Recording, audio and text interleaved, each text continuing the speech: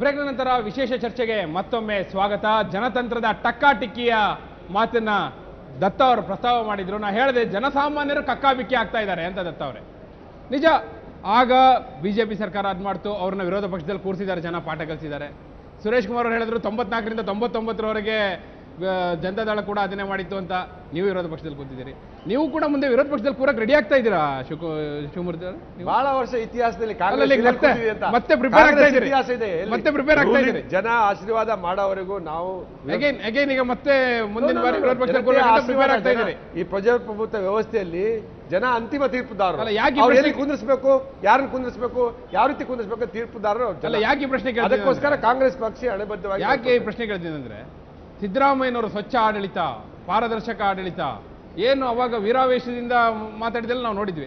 ಆದ್ರೆ ಅವ್ರು ಹೇಳ್ದಂಗೆ, ಅವ್ರೀಗ ಕತೆ ಹೇಳಿದ್ರಲ್ಲ, ಆ ಕತೆ ತರನೇ ಕಾಣಿಸ್ತಾ ಇದ್ದಾರೆ ಈಗ ಒಂದ್ಸಲ. ಸಿದ್ದರಾಮಯ್ಯ ನಿನ್ನೆ ಸಿದ್ದರಾಮಯ್ಯವರು ಒಂದು ಮಾತು ಹೇಳಿದ್ರು, ಪ್ರಚಾರಕ್ಕೋಸ್ಕರ ನಾನು ಕೆಲಸ ಮಾಡ್ತಾ ಇಲ್ಲ, ಪ್ರಚಾರಕ್ಕೆ ಗೀಳಿಗೆ ಯಾರು ಇದು ಮಾಡಿದ್ರು ಅವ್ರು ಯಾರೂ ಉಳಿಲಿಲ್ಲ ವ್ಯವಸ್ಥೆಯಲ್ಲಿ. ಜನತೆ ಅವೆಲ್ಲ ಅರ್ಥ ಮಾಡ್ಕೊಳ್ತಾರೆ. ಈ ಭೂಮಿಯ ಜನ ಏನ್ ಹೇಳ್ತಾರೆ ಅದರ ಧ್ವನಿಯಾಗಿ ನಾನು ಕೆಲಸ ಮಾಡ್ತೀನಿ. ಮತ್ತೆ ಎಲ್ಲಿ ಕಾಣಿಸ್ತಾ ಇದೆ? ಕಾಣಿಸ್ತಾ ಇಲ್ವಲ್ಲ, ಬರೀ ಬಾಯಿ ಮಾತಲ್ಲಿ ಹೇಳ್ಬಿಟ್ರೆ. ಅತಿ ಸೂಕ್ಷ್ಮವಾದ ವಿಚಾರಗಳು, ಸಾಮಾಜಿಕ ನ್ಯಾಯ ವಿಚಾರಗಳು, ಹಂಚಿಕೆಯ ವಿಚಾರಗಳು, ಸಮಪಾಲು ಆಗ್ತಕ್ಕಂಥ ವಿಚಾರಗಳು, ಪೂರ್ತಿ ಏರಿಯಾನ ಸಮಗ್ರವಾಗಿ ಏಕೀಕರಣ ಆಗ್ತಕ್ಕಂಥದ್ದು, ಇವೆಲ್ಲವ ಹಿನ್ನೆಲೆಯನ್ನಿಟ್ಟು ಕರ್ನಾಟಕ ಒಂದೇ ಇರಬೇಕು, ಅಖಂಡ ಕರ್ನಾಟಕ ಒಂದೇ ಇರಬೇಕು.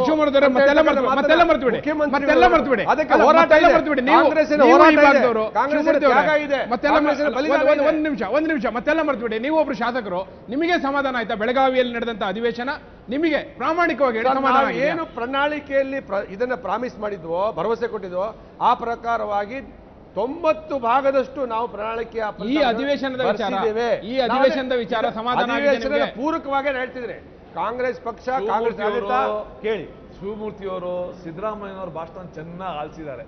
ಅವ್ರು ಹೇಳಿದ್ರಲ್ಲ, ಅವರು ನಮ್ಮ ನಾಯಕ ಭರವಸೆಗಳ ಪೈಕಿ ನಮ್ಮ ಕಾಂಗ್ರೆಸ್ ಅವ್ರು ಕೇಳ್ತಾ ಇರೋದು, ನಾವು ಕಾಂಗ್ರೆಸ್ ಈ ಅಧಿವೇಶನ, ಈ 10 ದಿವಸ ಅಧಿವೇಶನ ಸಮಾಧಾನ ತಂದಿದೆ. ಈ ಅಧಿವೇಶನದಲ್ಲಿ ಹಲವಾರು ವಿಚಾರಗಳು ಬಿಟ್ಟೋಗಿದ್ದಾವೆ, ಇನ್ನು ಚರ್ಚೆ ಆಗ್ಬೇಕಾಗಿತ್ತು. ಅದರಲ್ಲಿ ಗುಳೆ ಹೋಗ್ತಕ್ಕಂಥ ವಿಚಾರ ಇರ್ಬೋದು, ರೈತರಿಗೆ ಬೆಂಬಲ ಕೊಡ್ತಕ್ಕಂಥ ಬೆಲೆಗಳು, ಈ ಭಾಗದಲ್ಲಿ ಕಾಳಿನ ಮಂಡಳಿ ಆಗಬೇಕು ಅಂತ ಹೇಳ್ತಕ್ಕಂಥದ್ದು, ಕೆಲವು ಕಲೆಗಾರರು, ನಾಟಕಕಾರರು, ಕುಸ್ತಿಪಟುಗಳು, ಇಂತಿಂತ ಸಣ್ಣ ವಿಚಾರಗಳು ಬಹಳಷ್ಟಿದೆ. ವಿಶೇಷವಾಗಿ ಕೂಲಿ ಹೋಗ್ತಕ್ಕಂಥ ಜನ, ಕೃಷಿ ಕಾರ್ಮಿಕರು, ಹೊಲದಲ್ಲಿ ಕೆಲಸ ಮಾಡ್ತಕ್ಕಂಥವ್ರಿಗೆ ಯಾವ ರೀತಿ ಸುಧಾರಣೆ ತರಬೇಕು, ಮನೆ ಕೊಡ್ತಕ್ಕಂಥ ವಿಚಾರ ಆಗಿರ್ಬೋದು, ಸೈಟ್ ಕೊಡ್ತಕ್ಕಂಥ, ಶೌಚಾಲಯ ಕೊಡ್ತಕ್ಕಂಥ ವಿಚಾರ, ಕುಡಿಯುವ ನೀರು ಕೊಡ್ತಕ್ಕಂಥ ವಿಚಾರ ಇರ್ಬೋದು, ವಿದ್ಯಾಭ್ಯಾಸ ಕೊಡ್ತಕ್ಕಂಥ ವಿಚಾರ, ಇವೆಲ್ಲವನ್ನ ಸಮಗ್ರವಾಗಿ ಸೂಕ್ಷ್ಮವಾಗಿ ಚರ್ಚೆ ಆಗಬೇಕಿತ್ತು.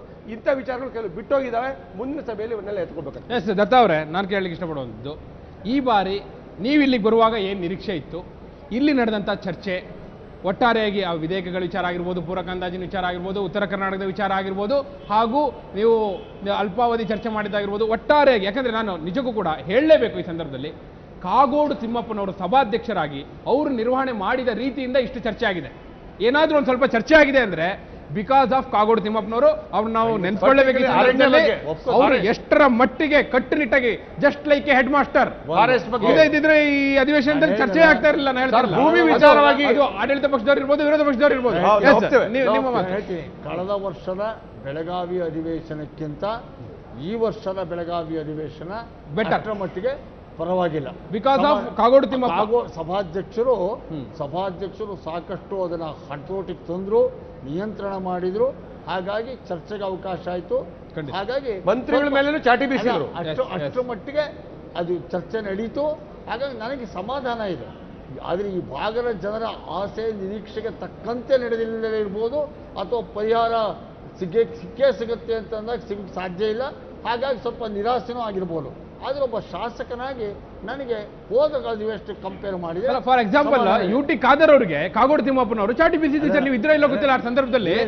ಕಾಗೋಡು ತಿಮ್ಮಪ್ಪನವರು ವಿಧಾನಸಭಾ ಅವರೇ ಪ್ರಶ್ನೆ ಕೇಳಿದ್ರು, ಮಹೇಶ್ ಅವರು ಇರ್ಲಿಲ್ಲ. ಅದನ್ನ ವಿಧಾನಸಭಾಧ್ಯಕ್ಷರ ಬಗ್ಗೆ ರೂಲಿಂಗ್ ಪಾರ್ಟಿಯವರಿಗೂ ಚಾಟಿ ಬೀಸಿದ್ರು, ಕಾಗೋಡು ತಿಮ್ಮಪ್ಪ ವಿರೋಧ ಪಕ್ಷದವರಿಗೂ ಚಾಟಿ ಬೀಸಿದ್ರು. ಅದ್ರ ಯಾವ ಉದ್ದೇಶಕ್ಕೆ ಅದೇನಾದ್ರೂ ಮಾಡ್ತಾ ಇದ್ದಾರೆ ಅದ್ರ ಬಗ್ಗೆ ಪ್ರಶ್ನೆ ಇಲ್ಲ. ನನಗೆ ಸಮಾಧಾನ ಇದೆ. ಆದ್ರೆ ಇಲ್ಲಿ 2 ವಿಷಯ ಹೇಳಬೇಕು. ಒಂದು, ಇದಕ್ಕೆಲ್ಲ ಕಾರಣ ಅಂತಂದರೆ ಈ ಅಧಿವೇಶನ ಇಷ್ಟು ಇದ್ದಿದ್ರೊಳಗಡೆ ಇಷ್ಟು ಶಿಸ್ತಾಗಿ ಒಳಗಡೆ ನಡೆಯೋಕ್ಕೆ ಕಾಗೋಡು ತಿಮ್ಮಪ್ಪನವರು, ಹೊರಗಡೆ ನಡೆಯೋಕ್ಕೆ ನಾನು ನೋಡ್ತೀನಿ ಈ ವ್ಯವಸ್ಥೆ ಒಳಗಡೆ ಎಷ್ಟು ಜನ ಇವತ್ತು ಒಂದು ಪತ್ರಿಕೆ ನಾನು ನೋಡಿದೆ, ಎಷ್ಟೋ ಜನ ಅಯ್ಯೋ ಅಧಿವೇಶನ ಮುಗಿದೋಗ್ಬಿಡ್ತಂತೆ, ಇನ್ನು ನಾಳಿಂದ ನಮಗೆಲ್ಲ ಅರವಟ್ಟೆ ಅಂತ. ಅಂದರೆ ಎಷ್ಟೋ ಜನಕ್ಕೆ ಬಡವರಿಗೆ ಬದುಕು ಕೊಟ್ಟಿತ್ತು ಈ 10 ದಿನಗಳ ಅಧಿವೇಶನ, ಬಡವರಿಗೆ ಬದುಕು ಕೊಟ್ಟಿತ್ತು. ಆಮೇಲೆ ಇನ್ನೊಂದು ನಾನು ಪೊಲೀಸ್ನವ್ರ ಮುಖಗಳು ನೋಡ್ತಾ ಇದ್ದೆ, ಅವು ಎಲ್ಲೆಲ್ಲಿಂದಲೋ ಬಂದಿದ್ದಾರೆ, ನಮ್ಮ ಕಡೂರಿಂದೆಲ್ಲ ಡ್ಯೂಟಿಗೆ ಹಾಕಿದ್ದಾರೆ. ತುಂಬಾ ಜನ ಬಂದಿದ್ದಾರೆ, ತುಂಬಾ ಜನ. ಎಲ್ಲಿ ಉಳ್ಕೋತಿದ್ರು, ಎಲ್ಲಿ ಮಲ್ಕೋತಿದ್ರು. ಸಾಕ 10 ದಿನ, ಯಾವಾಗಲೂ ವರ್ಷಕ್ಕೆ 8 ದಿನ 10 ದಿನ ಬೆಳಗಾವಿಯಲ್ಲಿ ಅಧಿವೇಶನ ನಡೆಸೋದು ಸಾಕು. ಅದು ಎಲ್ಲೋ ಒಂದ್ ಕಡೆ ವ್ಯವಸ್ಥೆನ ಬೇರೆ ತರದಲ್ಲೂ ನಾವು ಆಲೋಚನೆ ಮಾಡಬೇಕು. ಅದೇ ರೀತಿ ಮಾಧ್ಯಮದವರು ಹಾಗೆ ಇದ್ರು. ಯಾವ ರೀತಿ ಅನ್ನೋದು ಮಾಧ್ಯಮದಲ್ಲಿ ಯಾವ ರೀತಿ ಅನ್ನೋದು ಹೇಗೆಂದ್ರೆ ಅದಕ್ಕೆ ನಾನು ಮೊದಲು ಹೇಳಿದೆ, ಆಮೇಲೆ ಚರ್ಚೆಗೆ ಅವಕಾಶ ನೀವು ಕೊಡಲಿಲ್ಲ.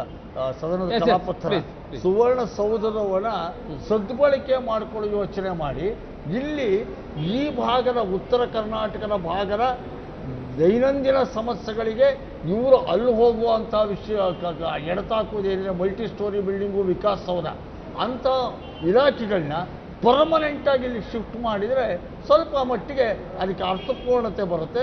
ಜನಕ್ಕೂ ಕೂಡ ಸರ್ಕಾರ ಮನೆ ಬಾಗಿಲಿಗೆ ಬಂತು ಅಂತ ಸದನ ಟೈಮಲ್ಲಿ ಅಂದ್ಕೊಳ್ಳೋ ಬದಲಿಗೆ ಪರ್ಮನೆಂಟ್ ಆಗಿ ನಮ್ಮ ಮನೆ ಬಾಗಿಲಿಗೆ ಬಂತು ಅನ್ನೋ ಭಾವನೆ ಬರುತ್ತೆ ಅಂತ ನನ್ನ ಅಭಿಪ್ರಾಯ. ಸುರೇಶ್ ಕುಮಾರ್ ಅವರು ನಿಮ್ಮನ್ನು ಮಾತಾಡ್ತೇನೆ. ಸುರೇಶ್ ಕುಮಾರ್ ಅವರೇ, ಈ 10 ದಿನಗಳಲ್ಲಿ ಬಹುಶಃ ನೀವು ಪ್ರತಿದಿನವೂ ಕೂಡ ಭಾಗವಹಿಸಿದಿರಿ. ಕಾಗೋಡು ತಿಮ್ಮಪ್ಪನವರು ಒಂದು ಕಡೆ ಅವರು ನಿರ್ವಹಣೆ ಮಾಡಿದಂಥ ರೀತಿ, ಇನ್ನೊಂದು ಕಡೆ ಸದನ ಸಾಗಿದಂಥ ಹಾದಿ, ನಿಮ್ಮ ನೋಡಿ, ಯಾವ ಅಧಿವೇಶನನೂ ಯಾರಿಗೂ ಸಂಪೂರ್ಣ ಸಮಾಧಾನ ತರೋದಿಲ್ಲ. ಇವಾಗ ನಾವೇ ಅನೇಕ ಪ್ರಶ್ನೆಗಳನ್ನ ಕೇಳಿದ್ರು, ಅನೇಕ ಪ್ರಶ್ನೆಗಳು ಬರಲೇ ಇಲ್ಲ.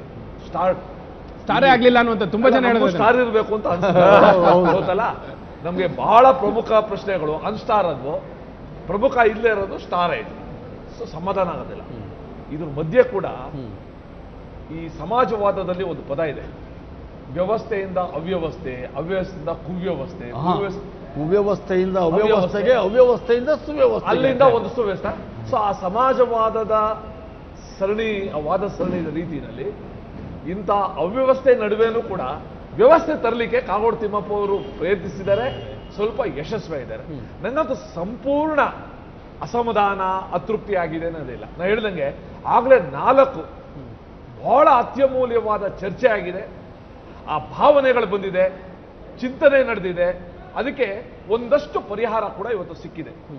ನನ್ನ ಒಂದೇ ಒಂದು ಆಗ್ರಹ ಅಂತಂದರೆ, ಅಧಿವೇಶನದಿಂದ ಅಧಿವೇಶನದಕ್ಕೆ ಶಾಸಕರು, ನಾಯಕರು, ಪಕ್ಷಗಳು ಇನ್ನಷ್ಟು ಪಕ್ವತೆ ತೋರಿಸ್ತಾ ಹೋಗ್ಬೇಕು. ಆಗಬೇಕು. ಅದು ಜನರದ್ದು ಕೂಡ ಅಪೇಕ್ಷೆ, ಜನರ ನಿರೀಕ್ಷೆ, ಅದು ನಾವು ಮಾಡಬೇಕು. ಕಡೆಯದಾಗಿ ಒಂದು ಸಾಲಿನಲ್ಲಿ ಹೇಳೋದಾದ್ರೆ, ಒಟ್ಟಾರೆಯಾಗಿ ಈ ಅಧಿವೇಶನ, ಸರ್, ಬೆಳಗಾವಿ ಅಧಿವೇಶನ ಒಂದು ಸಾಲಿನಲ್ಲಿ ಕಡೆಯದಾಗಿ ಭಾವನಾತ್ಮಕವಾಗಿ ನಾವು ಭಾರತೀಯರು, ನಮ್ಮ ರಾಷ್ಟ್ರ ಒಂದು, ಅದೇ ರೀತಿ ಭಾವನಾತ್ಮಕವಾಗಿ ಸಮಗ್ರ ಕರ್ನಾಟಕ ನಮ್ಮದು. ಕರ್ನಾಟಕ, ಇಡೀ ಕರ್ನಾಟಕದ ಸಂಪತ್ತು ನಮ್ಮದು. ಸಣ್ಣ ವಿಚಾರಗಳನ್ನ, ಸಣ್ಣ ಕೂಗೋದು ಬಿಟ್ಟು ಸಮಗ್ರ ಕರ್ನಾಟಕ ರೀತಿಯಲ್ಲಿ ಒಂದು ನೀತಿ ನಿರೂಪಣೆ ಆದ್ರೆ ಎಲ್ಲಾ ಜನರಿಗೆ ಯಾವ ಕಾರಣಕ್ಕೂ ಮುಂದಿನ ದಿವಸಗಳಲ್ಲಿ ಅಖಂಡ ಕರ್ನಾಟಕ ಒಂದೇ ಇರಬೇಕು ಅಂತ ಹೇಳ್ತಕ್ಕಂಥ ಕೂಗು ಈ ಸುವರ್ಣಸೌಧದಲ್ಲಿ ಆಗ್ಬೇಕು, ಬೆಂಗಳೂರಿನಿಂದಲೂ ಆಗಬೇಕು, ಎಲ್ಲಾ ಭಾಗದಲ್ಲಿ ಅಂತ ಹೇಳ್ತಕ್ಕಂಥ ಉದ್ದೇಶ.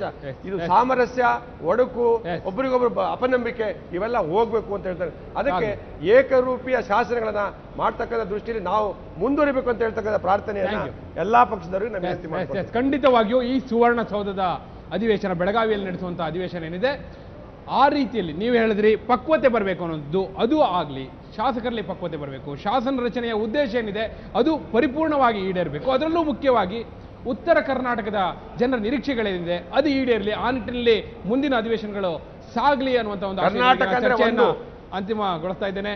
ಚರ್ಚೆಯಲ್ಲಿ ಭಾಗವಹಿಸಿದಂಥ ಸುರೇಶ್ ಕುಮಾರ್ ಅವರು, ವೈಸಿ ದತ್ತ ಅವರು, ಶಿವಮೂರ್ತಿ ಅವರು, ಧನ್ಯವಾದಗಳು. ನಮ್ಮ ಸುವರ್ಣ ಸೌಧದಲ್ಲಿ ಸುವರ್ಣ ಧನ್ಯವಾದ ಹೇಳ್ತಿದೆ. ಧನ್ಯವಾದ. ಇದು ಈ ಹೊತ್ತಿನ ವಿಶೇಷ. ನೇರ, ದಿಟ್ಟ, ನಿರಂತರ ಸುದ್ದಿಗಾಗಿ ನೋಡ್ತಾ ಇರಿ ಸುವರ್ಣ ನ್ಯೂಸ್.